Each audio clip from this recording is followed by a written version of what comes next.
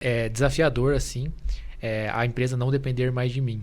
Então, quando eu comecei, né, eu acho que no seu caso foi parecido, eu fazia tudo, né? Então, eu sabia programar, então fazia sites, fazia anúncios, fazia a parte de design, vídeos. Então, a estratégia do marketing, conseguia fazer tudo. E daí, com o tempo, fui absorvendo pessoas especialistas em cada área e tudo mais, mas mesmo assim, muitas das coisas dependem de mim. Até hoje, assim, um pouco, mas daí com o tempo a gente foi melhorando muito isso, assim, né? Até a parte de vendas, a Jill me ajuda hoje.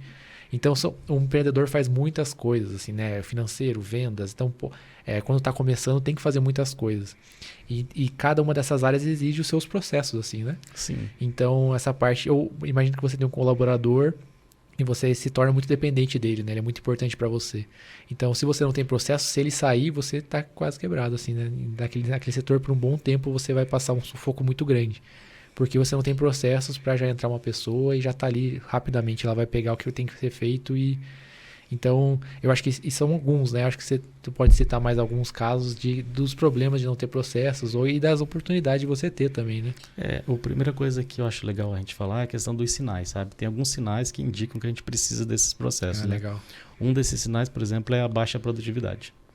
Então, às vezes, a gente tem que entregar as demandas e a gente atrasa ou entrega, ou a gente não consegue enxergar o que está acontecendo. Essa baixa produtividade é assim, um forte sinal de que realmente você tem algum processo que você precisa ou melhorar ou implementar, porque você não está dando conta daquela demanda. Eu tenho um caso de um cliente que há muito tempo atrás ele tinha assim, ele tinha 18 colaboradores e ele tinha dificuldade em entregar as demandas, apesar de ter um time grande e tal, e daí a gente implementou um software para ele e esse software mostrou para ele que das 176 horas mensais que o funcionário no CLT tem que trabalhar, esse funcionário só trabalhava 30. Então produzindo mesmo, né? É menos da metade, sabe? É óbvio que ninguém é um robô e vai trabalhar esses 176 horas o tempo todo. Mas vamos considerar aí 80%, 70% desse valor, né? Então vamos considerar mais 140 horas por aí. Então, porque daí a pessoa tem que ir no banheiro, a pessoa tem que fazer uma pausa, a pessoa tem que atender um telefone, fazer qualquer coisa, né? Então, 140 horas seria um ótimo número para ser alcançado, né? E 30 está muito longe disso, né? Então é 4 vezes menos praticamente. E aí, quando ele se deu conta disso, ele começou a criar ações para entender o que estava acontecendo, né? Tipo, conversando com a pessoa, ver por que tinha baixa produtividade.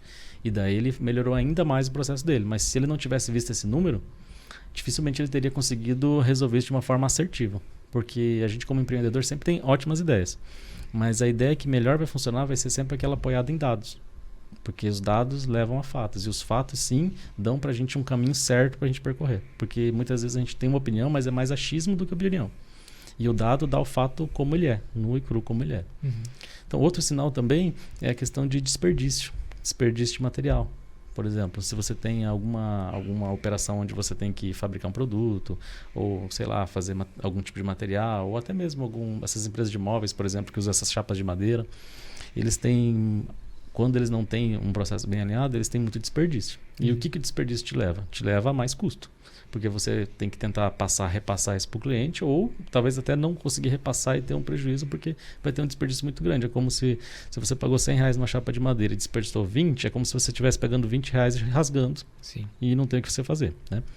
Então, esse seria o segundo. E o terceiro sinal é a insatisfação do cliente. Se o cliente te ligou para reclamar de alguma coisa, com certeza isso pode ser um forte indicador de que alguma coisa está errada, alguém não está entregando alguma coisa. Só que para você, como empreendedor, garantir essa entrega, você tem que mapear isso.